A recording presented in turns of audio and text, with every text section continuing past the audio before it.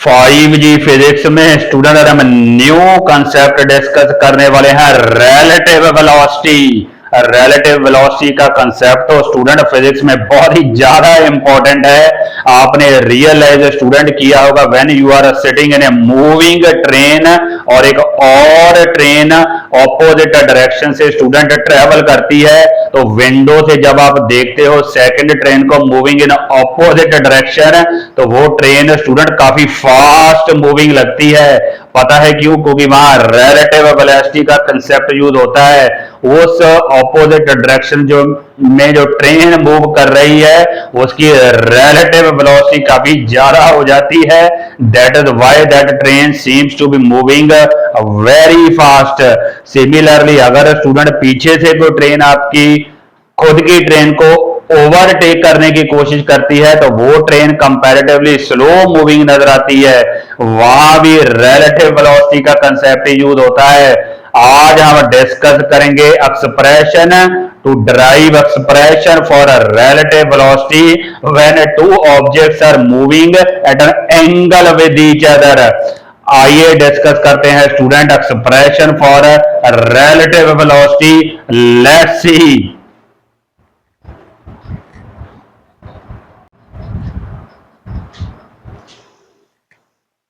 आइए student derive करते हैं एक्सप्रेशन फॉर रिलेटिव वेलोसिटी। यहां बेसिकली स्टूडेंट हमारे पास है दो वेक्टर। एक है स्टूडेंट हमारा vector this vector represent velocity of object A. Similarly हमारे पास सेकंड ऑब्जेक्ट है like this vector represent velocity of object B. दोनों के बीच स्टूडेंट हमारा एंगल है theta. They are incline to each other. तो हमने स्टूडेंट फाइंड आउट क्या करना है? ए की रिलेटिव वेलोसिटी फाइंड आउट करनी है, relative velocity of A with respect to B. तो उसके लिए फर्स्ट स्टेप पर स्टूडेंट क्या होता है, हम एक वेक्टर ड्रॉ करेंगे ऑपोजिट डायरेक्शन में, बिल्कुल इसके ऑपोजिट। दोनों का मैग्नीट्यूड सेम होना चाहिए लेकिन direction opposite. This is minus V B vector. उसके बाद स्टूडेंट हम क्या करेंगे, यहां पे पैरेललोग्राम कंप्लीट करेंगे। We will complete parallelogram like this, parallelogram like this. तो इस पैरेललोग्राम का जो डायगोनल है, ये डायगोनल एज पर parallelogram law of vector addition, ये जो डायगोनल है this will give you relative velocity of A with respect to B. तो अगर स्टूडेंट हमारा ये एंगल थीटा है, VA और VB के बीच एंगल थीटा है, तो VA और माइनस VB के बीच एंगल कितना होगा? 180 माइनस थीटा। क्योंकि टोटल एंगल हमारा 180 है, तो ये होगा 180 माइनस थीटा। तो अब स्टूडेंट बस करना क्या है, यहाँ पे parallelogram law of vector addition use करेंगे। VAB relative velocity of A with respect to B क्या होगी? VA square VB square plus 2VAB VA VB, साथ में आएगा कॉस, एंगल कितना है दोनों के बीच? 180 माइनस थीटा, इसका स्क्वायर रूट। कुछ ये हमारे पास एक्सप्रेशन बना। तो हमारे पास VAB की स्टूडेंट वैल्यू आ गई, कितनी आई? कॉस 180 माइनस थीटा स्टूडेंट होता है -1। तो यहां आएगा VA square VB square minus 2VA VB cos theta. ये स्टूडेंट हमारे पास एक्सप्रेशन बना। ये आएगा कॉस 180 माइनस थीटा, तो कॉस 180 माइनस थीटा होता है माइनस कॉस थीटा। तो यहां स्टूडेंट हमारे पास एक्सप्रेशन बना VA square plus VB square minus 2VA VB cos theta का square root. This is our required expression for magnitude of relative velocity of A with respect to B। अब student हमने direction भी find out करनी है। Direction कैसे find out करेंगे? tan beta. Beta क्या है student? This is angle our beta, जो हमारी रिलेटिव वेलोसिटी बना रही है with A, this is angle beta. तो ये tan बीटा की वैल्यू स्टूडेंट क्या आएगी? हमारे पास आएगी VB एज पर parallelogram law of vector addition, VB sine 180 minus theta over VA plus VB cos 180 minus theta. तो इसको सिंपलीफाई कर लेते हैं। ये स्टूडेंट हमारे पास बनेगा VB, this will be sine theta. यहां हमारे पास आएगा VA, यहां हमारे पास आएगा minus cos theta, minus VB cos theta.